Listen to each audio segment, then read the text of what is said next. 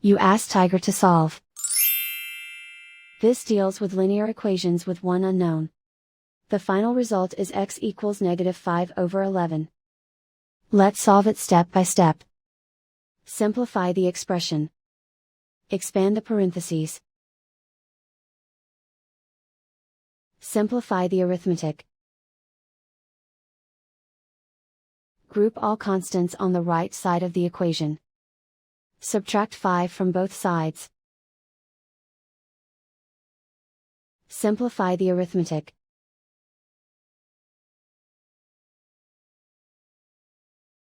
Isolate the x. Divide both sides by 11. Simplify the fraction. And so the final result is x equals -5/11.